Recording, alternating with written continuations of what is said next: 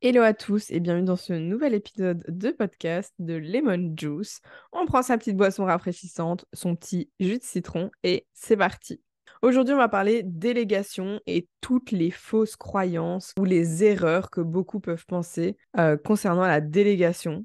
Et je vais principalement parler des assistantes virtuelles, donc toutes ces erreurs qu'on pourrait penser en déléguant à une assistante, qui selon moi, je pense, sont très intéressantes d'aborder. Je parle de ce métier parce que c'est un métier qu'aujourd'hui j'accompagne, c'est un métier que j'ai expérimenté, j'ai été assistante pendant 1 an, puis OBM pendant 1 an, donc je me sens concernée et vraiment hyper important de parler de ces sujets-là que moi aussi j'ai connu quand j'étais assistante. Déléguer à une assistante freelance, ça peut être une très bonne décision, mais en fait c'est important de comprendre qu'il y a certaines fausses croyances et erreurs pour pouvoir en fait optimiser vos collaborations et pour que vos collaborations se passent de la meilleure manière. Donc je vais à chaque fois vous citer une fausse croyance, puis je vais expliquer un petit peu et je vous donnerai un petit conseil pour optimiser votre délégation. Donc première fausse croyance, c'est elle peut tout faire. Alors c'est souvent ce que pensent les gens, ils prennent des assistantes en pensant qu'elle peut tout gérer, faire toutes les tâches que vous voulez, sans forcément communiquer clairement vos attentes. Alors conseil par rapport à ça, très important en fait, peu importe à qui vous déléguez, de définir clairement en fait les responsabilités de l'assistante, qu'est-ce qu'elle va devoir gérer, les compétences qu'elle va devoir avoir, et ça se définit bien avant le début d'une collaboration, ça se définit vraiment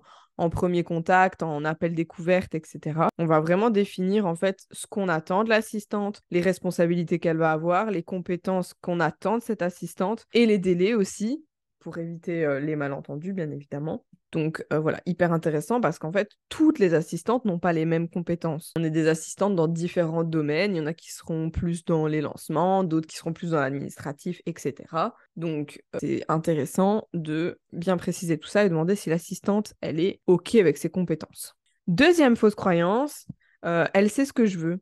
Donc en fait, l'erreur, c'est vraiment de supposer que votre assistante, elle comprend vos besoins sans communiquer régulièrement. C'est super important de communiquer régulièrement parce qu'une assistante, à la différence d'une OBM qui prend la place dans un business, je vais dire, de second cerveau par rapport au chef d'entreprise, ici, une assistante, elle est vraiment dans l'opérationnel. On lui dit clairement ce qu'on attend. Alors oui, avec l'habitude, avec le temps, elle va peut-être se dire, ah ben, je sais que tel client, il aime bien ça, tel client, il fonctionne comme ça, etc. Mais toujours important d'avoir une très bonne communication, de dire un maximum d'infos, même si on les a déjà dites et qu'on pense qu'elle le sait. Vaut mieux trop d'infos que pas assez. Super important, du coup, conseil par rapport à ça, de planifier des réunions régulières, déjà pour avoir le point de vue, faire le point, le check, etc.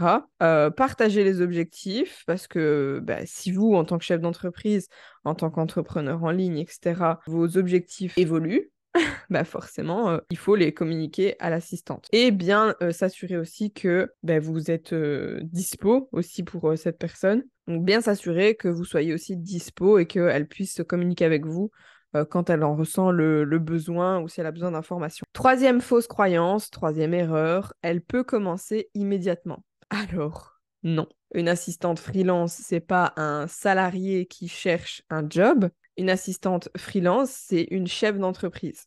Du coup, vous n'allez pas pouvoir exiger qu'elle commence de suite parce que vous en avez besoin de suite. C'est une assistante, elle a aussi des délais. Des fois, elle va pouvoir commencer tout de suite. Des fois, ce sera un délai de 2 mois, 1 mois, 2 semaines, 3 semaines. Ça dépend vraiment les assistantes à qui vous faites appel. Une chose aussi importante, c'est que malgré qu'elle soit dispo, moi je conseille toujours aux AV, aux assistantes, freelance, etc., de pas commencer tout de suite. Il faut toujours un petit temps d'adaptation.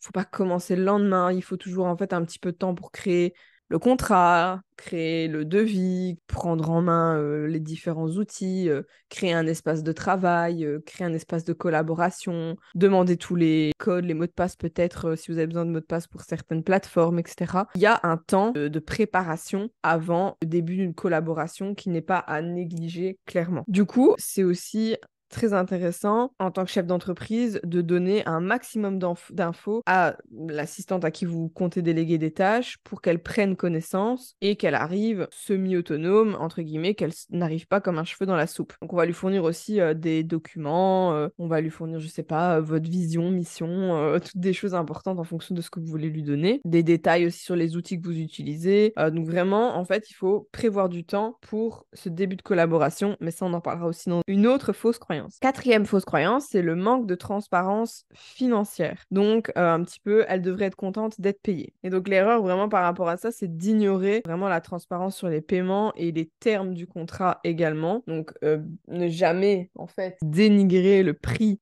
qu'une assistante vous propose. Elles ont chacune leurs tarifs, elles ont chacune leur aisance par rapport à leur prix, elles ont chacune des compétences différentes. Donc, chacune fixe son prix en fonction des compétences qu'elle a et de ce qu'elle a envie de proposer et aussi de ses charges et de ce qu'elle a à payer. Donc, une chose très importante à faire, c'est de définir clairement le tarif en amont, de parler de comment vous allez la payer, donc les méthodes de paiement qui vont être faites, et les conditions aussi pour éviter tout problème financier. Donc, expliquer que voilà, vous envoyez peut-être les factures. Moi, je procédais comme ça, j'envoyais les factures tous les 15 du mois, à payer avant le 30, si pas, il y a des frais de retard, etc. Donc, voilà, vraiment expliquer comment ça va se passer et expliquer le prix, mais bon, ça se définit dans le devis, bien évidemment. Cinquième fausse croyance, elle n'a pas besoin d'accès limité. Alors, une assistante peut peut-être vous assister sur une grande partie de votre business, mais attention que c'est quand même important de mettre des restrictions d'accès, entre guillemets, pour protéger les données sensibles. Même si vous lui faites confiance, n'est pas à l'abri que votre assistante se fasse pirater son compte, pirater son ordinateur, etc. Et qu'en fait, vos données à vous se retrouvent piratées par d'autres personnes. Donc, c'est quand même intéressant que ce soit un maximum sécurisé. C'est pas un manque de confiance par rapport à votre assistante, c'est plus on se protège au cas où son ordinateur serait peut-être piraté, etc. Enfin, on va jouer la carte de la sécurité sur ce domaine-là. Sixième fausse croyance, elle sait déjà tout. Alors, supposez que votre assistante n'a pas besoin de formation continue ou d'explication continue, c'est faux. Elle est peut-être là depuis longtemps, mais même si vous lui donnez une nouvelle tâche, en fait, c'est super important de lui donner peut-être votre manière de faire, lui expliquer, la former, etc. Donc, c'est super important de se développer professionnellement et toujours fournir des ressources, des outils pour rester à jour sur les nouvelles compétences et technologies. C'est super important par rapport à ça. Donc, voilà. Même si c'est une tâche que la personne a fait continuellement depuis un moment, ça peut être intéressant de quand même lui fournir les mises à jour, etc. Moi, je prends mon exemple, je délègue mes visuels Instagram à une assistante. Je peux très bien, en fait, si je veux, comme elle les fait sur Canva, c'est des mises à jour, lui fournir les mises à jour, etc. Lui expliquer que, il y a ça qui est nouveau, tu pourrais faire ça, etc. Un exemple. Septième fausse croyance, elle comprendra si ça prend du temps. Donc, en gros, c'est ne pas définir de délai clair pour les projets. C'est hyper intéressant quand vous donnez n'importe quelle tâche à une assistante de lui fournir, en fait, une deadline, une date à laquelle vous voulez absolument que ce soit terminé. Je vous conseille toujours de faire un jour avant au cas où. Bon, ça dépend un peu le délai, mais de faire un jour avant, ça vous permet tout simplement, s'il y a une erreur, s'il y a une correction à faire, etc., vous avez toujours un jour de délai. Après, par la suite, si vous avez confiance et que ça se passe bien, vous pouvez mettre l'échéance que vous souhaitez, mais c'est important pour tout type de tâche de mettre une échéance, de discuter des délais pour forcément éviter tout malentendu, encore une fois. Si c'est un truc comme ça, que vous n'avez pas forcément de délai, mettez toujours une date de fin, même si vous dites c'est pas obligé, je te mets une date de fin, mais si c'est pas fait à cette date-là, t'inquiète pas, c'est pas grave. Encore une fois, la communication. Huitième fausse croyance, et c'est un peu en lien avec une que je disais précédemment, je vais déléguer, ça me fera gagner du temps. Alors, attention, asseyez-vous. Oui, la délégation, ça fait gagner du temps. Mais si une tâche vous prend 2 heures, attention, vous n'allez pas forcément gagner 2 heures. Je m'explique. Je reprends mon exemple avec mes visuels Instagram. Moi, je délègue mes visuels Instagram à une assistante. Si je mettais, je sais pas moi, 1 heure pour 3 visuels, attention que je ne gagne pas forcément 1 heure. Je vais peut-être mettre 20 minutes à lui expliquer, 20 minutes à lui faire des retours. Et du coup, vous n'allez pas vraiment gagner 1 heure parce qu'il ne faut pas négliger, et ça c'est le conseil, c'est qu'il qu'il faut prévoir du temps et pas négliger ce temps-là pour expliquer ce que vous voulez. Donc c'est ce qu'on disait un peu plus haut. En fait, oui, la délégation, ça vous fait gagner du temps, mais il faut quand même prévoir du temps pour expliquer, donner des explications sur ce que vous attendez, donner des instructions, prévoir du temps pour corriger, faire des retours, etc. Donc, bien évidemment, c'est un gain de temps, mais pas de la tâche totale. Et une chose aussi, c'est que peut-être moi, je prends 1 heure pour créer 3 visuels, mon assistante doit peut-être en mettre 2. Puis, elle mettra plus que 1h45, puis 1h30, parce qu'avec le temps, elle prendra moins de temps, parce qu'elle aura l'habitude. Et ça aussi, c'est à prévoir, c'est que vous allez gagner du temps parce que vous n'avez pas à le faire et pendant que ce temps-là, vous allez pouvoir faire autre chose, ok.